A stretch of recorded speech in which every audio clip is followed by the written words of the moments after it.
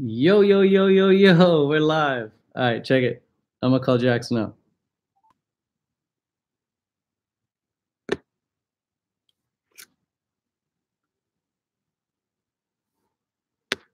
Ring a ding ding.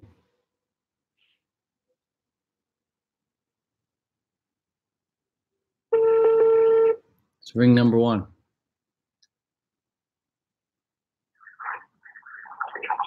Hola.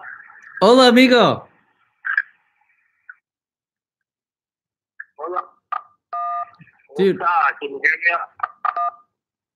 Dude, the reception sounds shit. What are you doing? Yeah, it might not be great. But this is the best I can do for phone service here. Okay, okay. Is Wi-Fi better?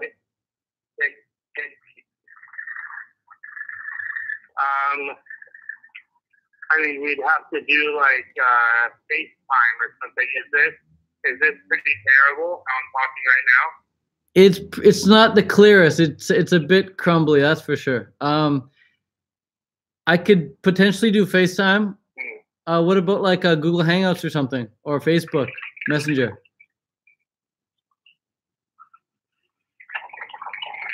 We can try a Facebook Messenger call. Might be better. Okay, dude, I'll find you on Facebook. I'll call you on there. Okay. Okay, I'll call you right now. All right, we gotta try again. It just didn't sound too like crisp.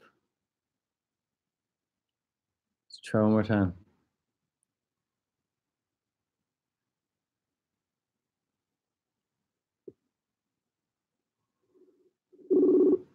Come on, baby. Come on, baby. Hey, dude. Hey, what's up? Is this any better? That's way better, man. All right, cool. All right, dude. So, hey, man, I just want to let you know we're live on YouTube right now. Sweet. Great. Hello, everybody. So we're recording it live, and then it'll also be recorded for after viewing for everyone.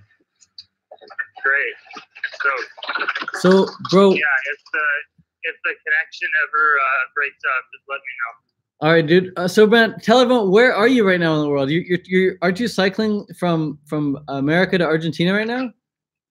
That's absolutely correct. I started in Alaska by Canada, and that was 19 months ago. And in the last 19 months, I have done nothing other than ride my bike without taking any cars or buses or anything from Alaska all the way to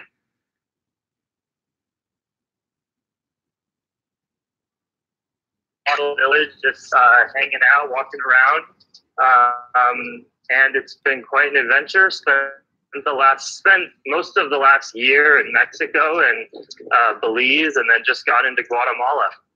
Holy smokes, man! It slightly cut out when you said you went from Alaska, Canada, all the way down to where?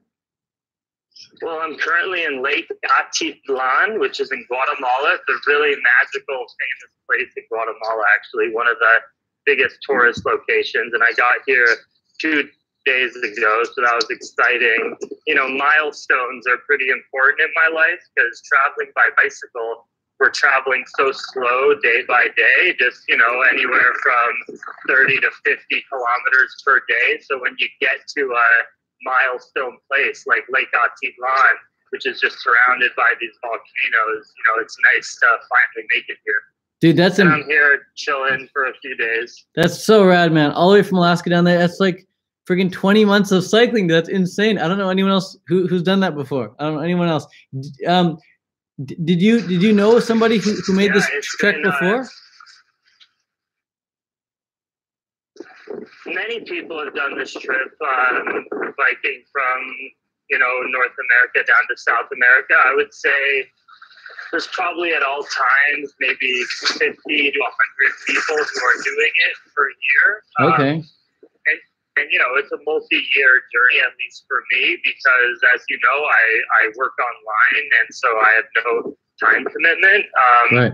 But yeah, you know, people do it. There's not a lot of people. It's kind of one of those really big bike touring routes, and because you cross many countries. I biked so far 16,000 kilometers in the last 19 months from Alaska down here to Guatemala. Slow and steady, man. Like you said, just 30 to 50 kilometers a day. Yeah. A lot of cyclists who aren't traveling with their dogs will go more like 100. Damn, it's cutting out. I wanted. Oh yeah. Sorry, what'd you say about dogs? You know, people who aren't doing this with dogs are able to bike, you know, like 100 kilometers a day and do it a bit faster. But really, for me, I'm just interested in traveling the world, and I happen to like to do it on a bicycle and with my dog. So we take months off in certain places or weeks off and bike pretty slowly versus other travelers kind of do it more quickly. We do it kind of differently than most people. Wow, man. So, hey, who are you traveling with? You traveling with your dog? Are you still traveling with Alyssa? So I'm currently with Alyssa, but she is heading back to Canada in just a few days. So I'll be back solo in a few days. Oh, wow. Okay. Dang, dude. So and most of my whole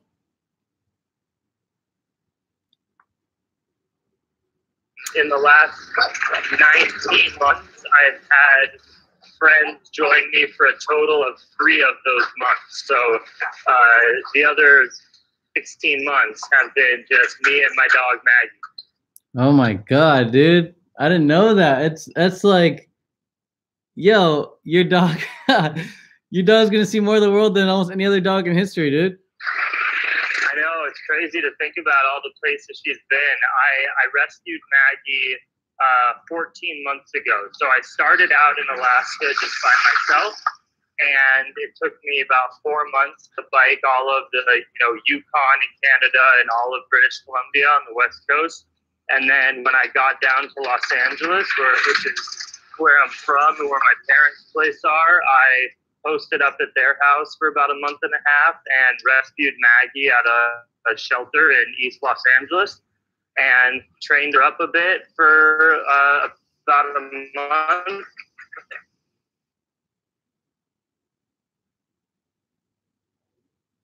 In Mexico and Belize and Guatemala and camping outside, staying in locals' homes. So she has a pretty awesome and crazy life, and she runs alongside me on the bike for about half the day, and then she can hop in the trailer, which I pull behind my bicycle with a dog bed, and she can chill in there while I bike as well.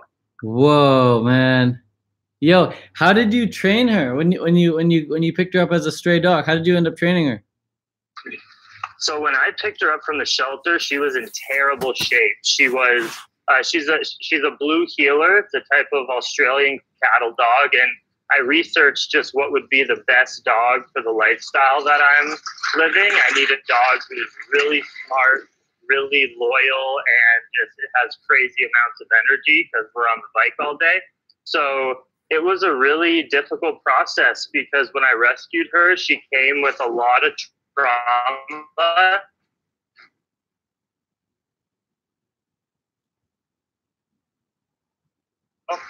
And she pretty much, which is a lot for a medium-sized dog. When I got her, she was 30 kilos, and she's currently 20 kilos. So she was obese.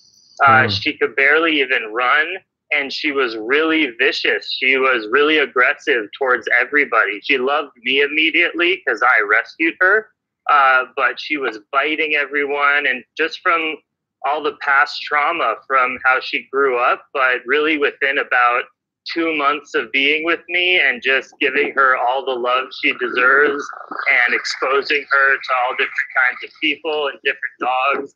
I didn't do any professional training. It's just love and put her on a diet. She's a fully vegan dog, except for little bones and things that she finds in the street. But she's 100% vegan other than that. And she's super fit.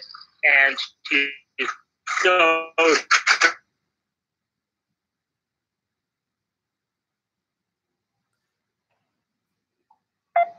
spent one day, month with us not together literally all day because we're traveling alone together. We're just constantly together and learning each other's language. I mean, she can do tons of tricks. She runs alongside me off leash all day, every day. She's just like my independent friend who I give a lot of trust and freedom, and she's like the best travel companion ever.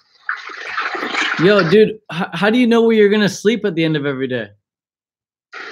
So if I wanted to walk you through a typical day, let's say I wake up, odds are I'm either waking up in my tent in a small village in a local person's backyard, or maybe even in the local soccer field in a village. That's a common thing that I do. Just find like the local middle school or where kids go to play soccer, and I'll talk to a few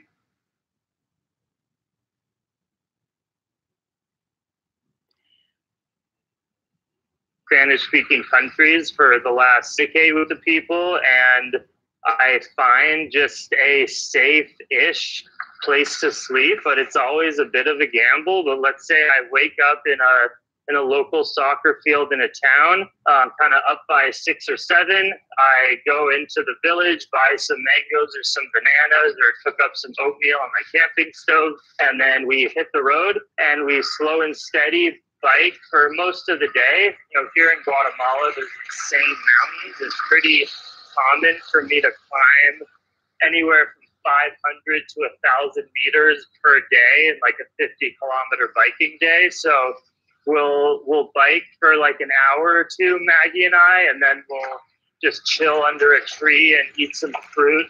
There's roadside fruit and people selling awesome food everywhere in Guatemala. You know, you got local mangoes, papayas, multiple varieties of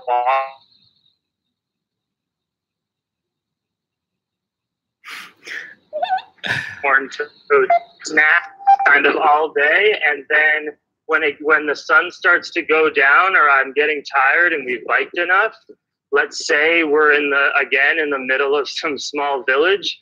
I'll just go into a village that I don't know, and I will kind of bike towards the outskirts of the town instead of being right in the center. And I'll find someone maybe doing yard work in their front yard, or, you know, pruning some trees.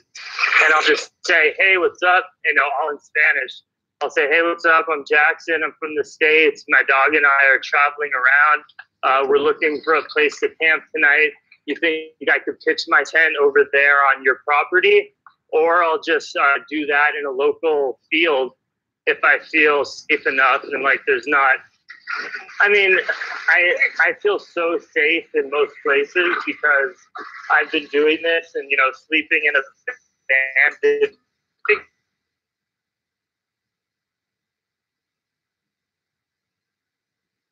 someone's property, but they'll say, hey, we have a room in our house, and that happens too. And then randomly I find myself in like a local Guatemalan's house, you know, sharing my experiences when I had no idea who these people were 10 minutes before. So we do a lot of camping, and then I use travel apps like the couch surfing app and the warm showers app, but that really only works where I could get set up to stay free with a local when it's in a big enough city and you have to plan ahead and look on the app and see if there's people who want to host you. And then about once a week, if I've camped for 4 or 5 days in a row, I'll buy a cheap hotel. You can get a hotel room around here for about 10, 15 US dollars per night. And so I'll get a hotel, I'll edit up some video that I filmed throughout the week. I've got tons of YouTube and Instagram content of this entire trip from Alaska all the way down here. So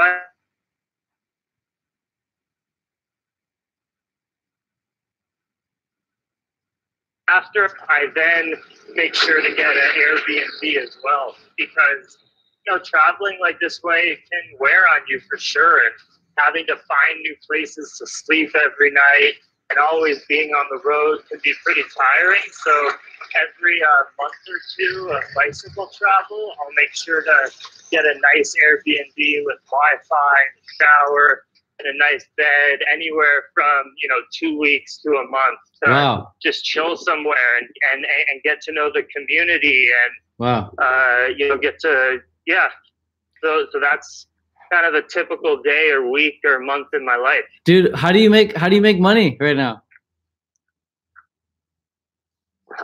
So YouTube has been something that I've done for a pretty long time now. I started my channel in 2014. I have over 1,000 videos that I've posted to my channel. And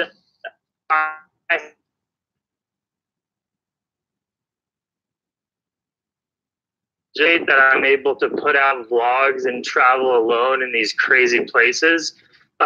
So even though I haven't been posting as much YouTube videos in the last, let's say, 6 months, and I'm happy to talk about why, I still pull in about $500-600 per month on Patreon and YouTube, which honestly, living out here is able to cover pretty much all my living expenses. I have nothing tied back to the States. I don't have an apartment.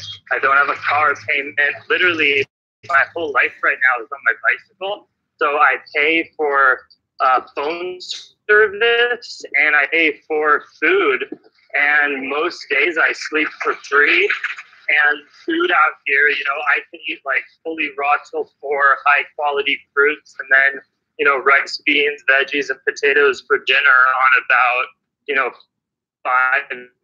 $5. Wow, dude.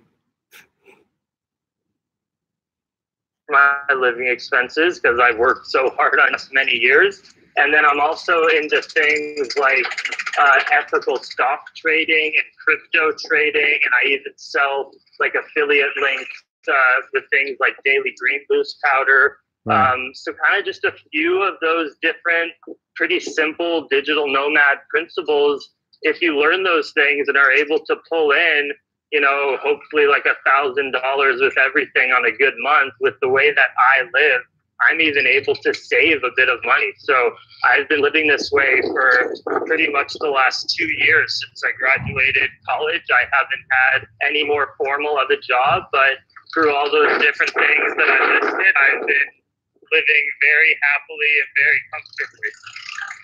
Where are you currently right now? Are you sitting at a coffee shop or something? No, I'm walking towards a town on the perimeter of a lake. Okay. Wow, dude, you're on the move as we speak.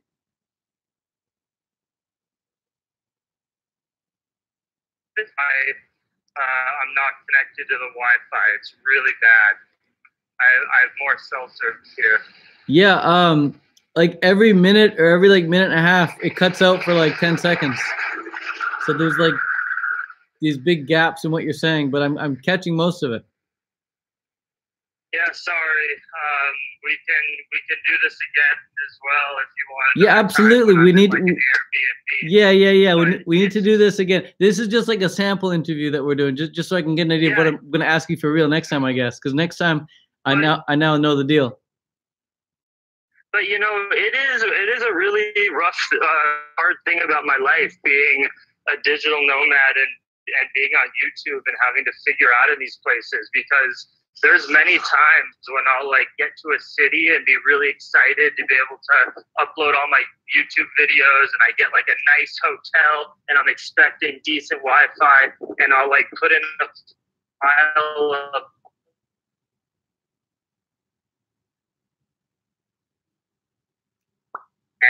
minute video in like the middle of like out in these places. It's really different. Yeah, of course. Yeah, dude. Yeah, I wanted to be out of Canada for the longest time, man. And so like I traveled all the time, and I was going to Ecuador, I was going to Costa Rica, I was going to freaking Panama, and all these places, Thailand, Malaysia, Laos, and I tried them all. And then once I got back to Canada, I realized how damn good the quality of living was and how good the internet was. And I'm like, damn, it's just so much easier here. So I understand how hard it can be trying to get good Wi-Fi. Yeah, you know,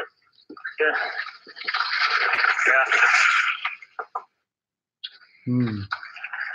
But dude, that's amazing. I love what you're doing, man. It's super inspirational for a lot of people. Thanks. So let's schedule another full-on interview when you know that you've got good good Wi-Fi. So you think this won't work? Well, I mean, like about like at least 2 full minutes of what you said is like muted because every minute or every minute and a half it goes silent for about 10 seconds, like it is right now.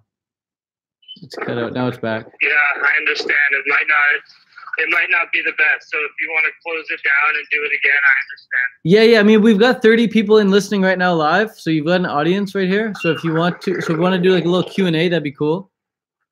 Yeah, man, ask away. I'm happy talking as long as you guys can hear. Yeah, what I awesome. So if you guys have any questions for Jackson, feel free to ask away. I got one question right here already.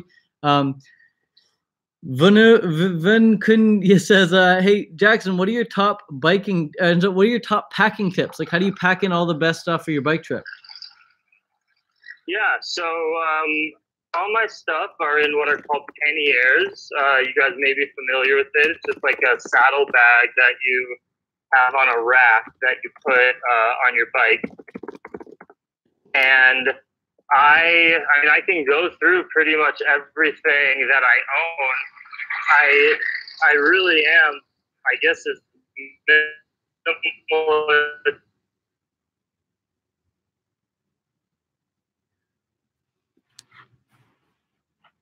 my rear rack on the back of my bicycle and then front. And I have a sleeping bag and sleeping pad, and everything I'm going to list here fits into my saddle bags. So I have a sleeping bag and sleeping pad. I have a camping stove and a camping pot, plus a little fuel tank for gasoline. I have a tent, which sits kind of on top of the rack. And that is a lot of like my just sleeping and camping setup right there. That's kind of all I need. And then when it comes to clothes, I have 2 pairs of socks. I have 1 pair of like running shoes and then a pair of sandals. I have 1 pair of shorts just to hang out in. I have 1 pair of biking shorts. I have 1 just like tights, like athletic spandex tights if it's cold when I'm biking. I then have 1 t-shirt, which I ride my bike in, and 1.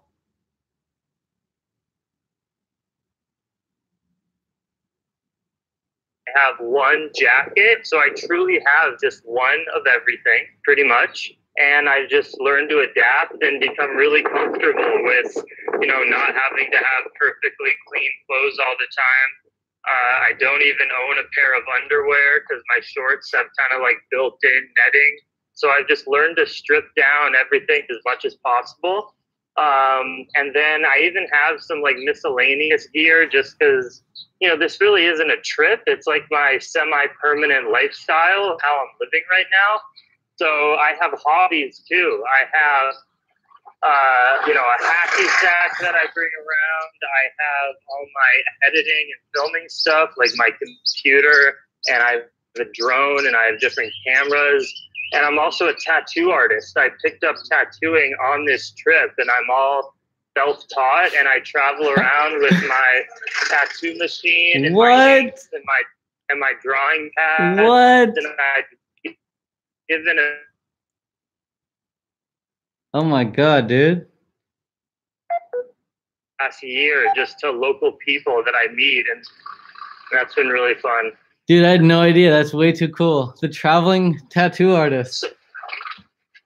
So yeah, I even have a Instagram account, which is linked in the bio of my Plantriotic Instagram account to my tattoo page. So really, my packing tips are just to, truly strip down everything to the bare minimum of what makes you comfortable. And I just stuff everything in my panniers, and there's not much more to say about that. You can look at pictures of my bike all packed up on my Instagram, and it's really just all that stuff I just listed stuffed into those saddlebags. Wow. Thanks, dude. I appreciate that one. question here. People are asking if dogs can actually be vegan, or if they're like, if they have to eat meat. Yeah, so dogs can be fully vegan. I've even Sorry, can you repeat that? You cut out. And evidence for. Can you start from the beginning? Yeah, sure. Yeah, so dogs can be 100% fully vegan. They are omnivores just like humans. They can survive off of animal products or fully on plants.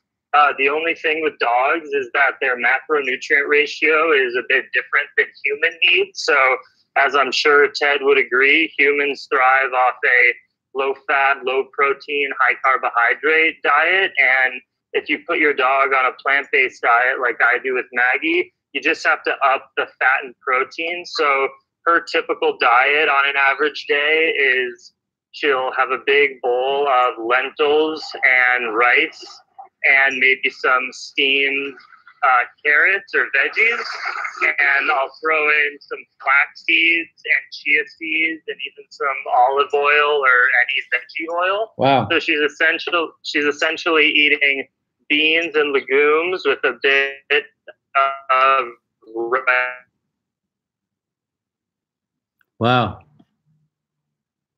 They're fat. Now, for over a year, she's ridiculously smart and healthy and strong. People say Maggie looks like she does CrossFit because she's just running alongside me all day. So she's absolutely jacked, and she's so smart, and she eats all her food. And I'm in a bit of a lucky situation because we're always out in the middle of nowhere and traveling. People are giving her bones and eggs from time to time, so she still gets in some animal products, which you could argue for dogs might be good for certain vitamins and things. But for people who live more stationary lifestyles and don't want to hand make their dog food, there's big vegan dog food brands like B-Dog that have all the micro and macro nutrition of what dogs need in kibble form, and it's all vegan. So yeah, dogs can 100%.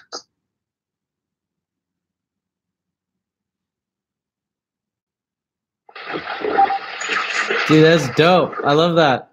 Thanks for sharing that. And what are your thoughts? I don't know if you're gonna make a video about this, if you're even gonna comment, but what are your thoughts on the recent Ravana and Ali situation? Yeah, so I haven't made a video on them specifically, but I've made Instagram posts on them specifically, and I've made tons of videos about the ex-vegan concept entirely. And by the way, I want to say I really like the videos that you've been making about them. I think you're giving a really balanced and honest perspective, not only on the criticisms we might have of why these people are going back to animal products, but also acknowledging that it must be really, really shitty and difficult for these pretty powerful YouTubers who have made their businesses off of advocating for a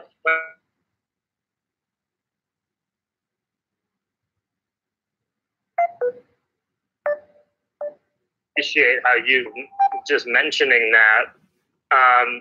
But my honest opinion is that and I want to preface it with, of course, I don't actually know anything for sure because I'm not a nutritionist or doctor, and I'm not in the bodies of these people who are going back to eating animal products.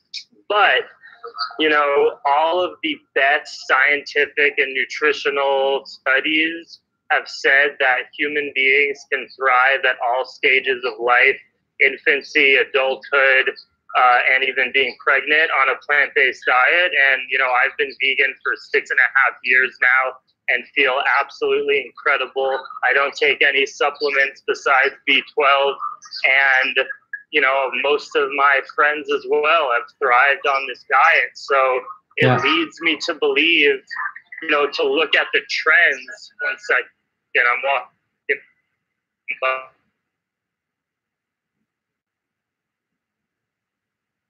with the types of people who are going back to eating animal products.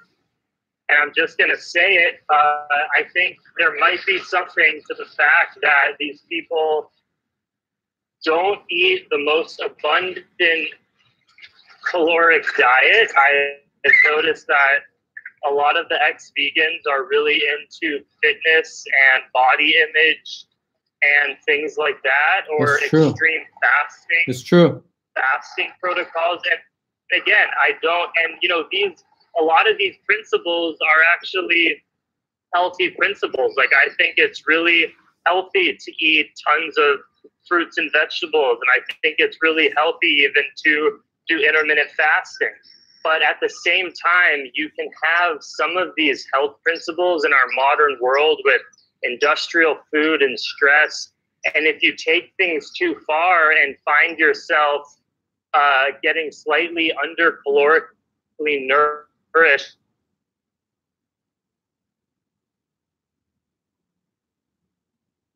and for nutrition that we need, but some animal foods are more densely, they're a denser calorie and even nutrient source in terms of you have to eat just a little volume of them to get those high quantities of vitamins. Yeah. And I see this trend of people who say, I was feeling lethargic, or I had some anemia, or I had some thyroid issues, which are very common for vegans who are not eating enough and maybe even have some eating disorder issues. And then they eat these animal products, which we know are scientifically proven to increase risk of heart disease later in life, to increase risk of cancer. Yeah. But they eat it and are all of a sudden eating a much more calorically rich diet and maybe some nutrients that they weren't getting enough in the plant foods, simply because they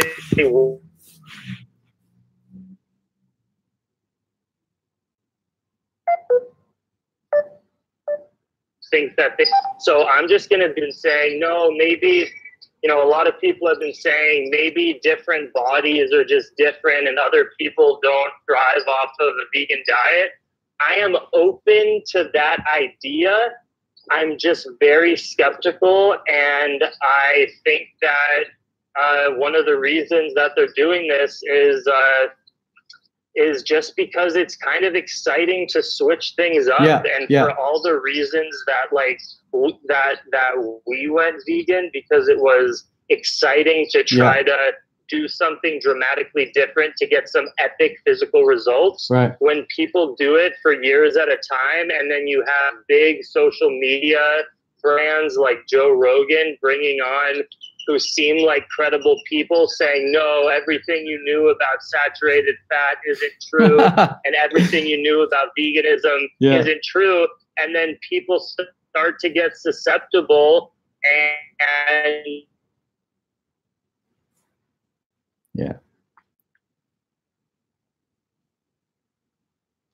and say they're just being lazy, but none of the people that are ex-vegans have really connected to animal rights, except for Tim Sheaf, who put out a lot of animal rights content, and he's eating animals again. But the vast majority of them were into it purely for their health. Yeah. And you know, you even heard Ravana say she was more interested in trying to eat some animal products than she was to take a simple antibiotic for a week and then continue her vegan diet. And that to me just says everything. These are people who I think have slight mental imbalances when it comes to like the purity of their food. And if you look at people like me and Happy Healthy Vegan and Maddie Limburner, who honestly are out there eating healthy 90% of the time, but also going out and eating vegan burgers and vegan spaghetti. You know, I'm not saying you have to do that, but a lot of the more kind of moderate, chill.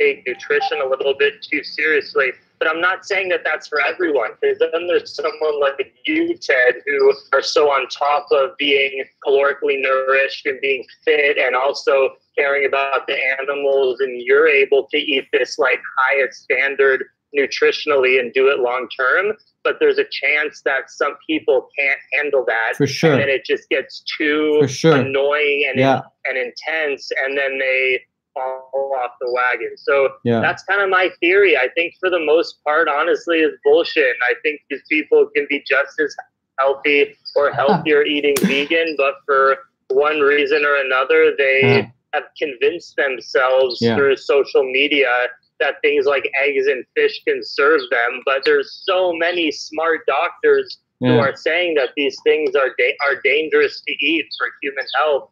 And all the science has shown me that these things are not good for you. Bang on, dude. I'm glad we could have had this chat, dude. I want to have the full Real Deal podcast with you ASAP. Let me know when you can book an Airbnb and get some killer Wi-Fi, dude.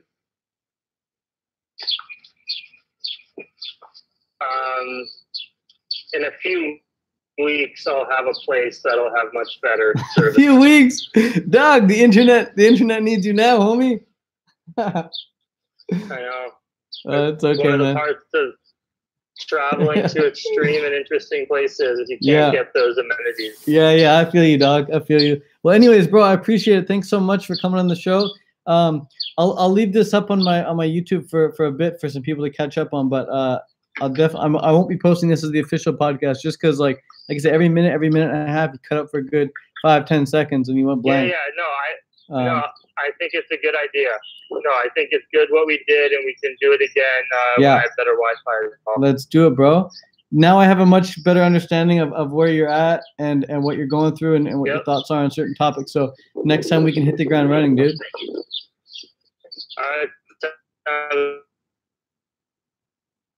All right, hold on. You blanked out there. I'll just say a proper goodbye, and I'll be able to actually hear yours.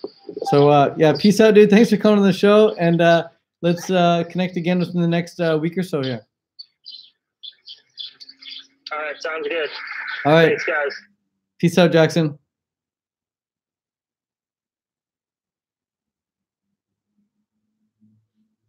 Is that it? Is that it? That was it, dude. That was the call. I would like to do more of that with some people, but Jackson just so happened to be traveling right now. Just so happened. He's been traveling forever, but he just so happened to not have good Wi-Fi right now, which is to be expected. So yeah, I won't be posting that as the official podcast, but for all you who tuned in live, awesome. I was just recording that right there. You got the behind the scenes. I'm not sure if anyone will hear that content again. I might post like an unlisted link or something somewhere, but yeah. Thank you so much. Peace out. Much love. Hope you guys are feeling amazing. I'm going to go do some pull-ups, get some more work done. Got a list of to-dos right here. Got to get crack-a-lacking. Jackson was on the list, man. Now we can check them off. So you got to go through your list like this, man. Ready? Jackson, this one's for you. Jackson's off the list. All right, what's next? I did that as well. Watch how fun this is. Ready? That's what happens when you get stuff done, man. You got to check it off. You got to check it off when you get it done. All right. Oh, I got to do that too. Okay, well, check that out too. I actually called that already. All right. I got to prepare for my class today. Got a highway success class tonight, teaching people how to make money online as a vegan. If you want to learn how to make all your money online so you can travel like Jackson, so you can live like I, work from your home or make money while cycling out across the world. If you want to learn how to do that, you can head over to, I believe it's tedcarbook.com. tedcarbook.com for a free book, How to Make Money Online as a Vegan. Checking it right now. Yeah, that's it. tedcarbook.com for a free book called Vegan Money. Teaching a class tonight. People who signed up for my Highway Success course. There you go. There's a free book. tedcarbook.com. Would I consider doing podcasts with ex-vegans? I consider doing videos like this with ex-vegans for sure. Don't know if it'd be a podcast per se, but maybe. Haven't thought about that. All right. Peace, yo. Much love. Thanks for tuning in.